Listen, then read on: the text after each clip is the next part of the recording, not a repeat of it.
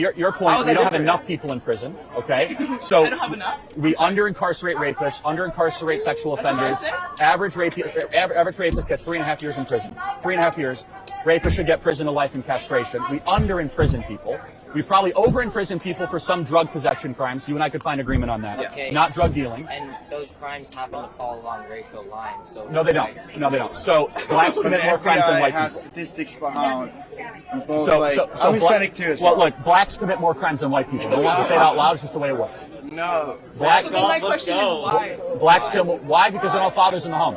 And then how does that happen? We can't just stop asking why. Right, exactly. The question. So that's a good question. First of all, it's culture. No one wants to say it. How does culture arise? How does We can't divorce the laws that we're living in from how we behave. inserted ourselves, the federal government in the 1960s, Lyndon Baines Johnson, Great Society Act, inserted themselves in the black community primarily, tore down the homes, put up vertical housing units like Caprini Green and others, and then we brought in massive government programs where black women married the government and separated from black men, creating this chasm where we subsidize single motherhood.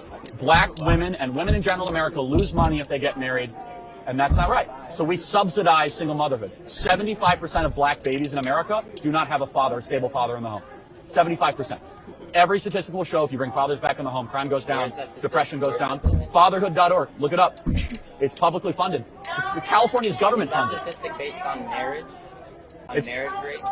Well, it depends on whether there's a stable father in the home, right? So how they tabulate it, I'm not really sure, but you go to fatherhood.org. It's publicly funded by the federal government, by state governments. It's like the most nonpartisan. Yeah, just look it up. Fatherhood.org. I have a question to go back to. Serious, actually. Yeah. I have a question to go back to. It's all publicly funded, by the way. You want to divorce the individual from society and how they make the decision. No, right? I know. I want to have nuance in how we talk about crime. Okay, I do too. Okay, good. Oh yeah, great. Yeah. So, what I'm trying to say here is that crime doesn't happen in the vacuum. Crime doesn't happen I in the agree. vacuum. There's other factors. And there's other factors. That would be And we dumb need if to I really- said anything else. Exactly. Really? And that's why I think prison is so. Did I get that right, by the way? Really, Well, is this the one? I don't know if that's the No, one. it's not. Just type in. I'll think in a second. Okay. Go ahead. It's okay. So, the example of having like Coke on the table.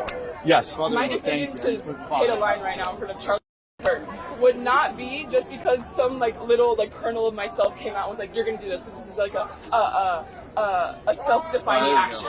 It's built on my decisions that I've interacted with in the rest of my life and the conditions in which we lived in. So I want to interrogate the conditions we live in, and I don't want to chalk it up to some easy answer like fatherlessness that we can point to a website to. Well, believe well, I mean, and so- use narrative, and you delivered it beautifully, and it made a lot Thank of people. It made a lot of people believe you, but I don't think that's entirely true. Well, let me ask you a question. How much would you attribute to fatherlessness? 1%, 10%? Well, I want to say that fatherlessness is also a Is it a factor? Yeah. Okay. But it arises out of other conditions. I get that, but would you agree more fathers in the home would generally be a good thing for America? Sure. Okay, that's good, because that would be considered a patriarchal argument at times. It would. Some feminists would say that no, fathers out of the home are actually a good thing. I don't think necessarily father matters, but having multiple parents and multiple people to raise your children is helpful. Intergenerational homes is very healthy. I agree.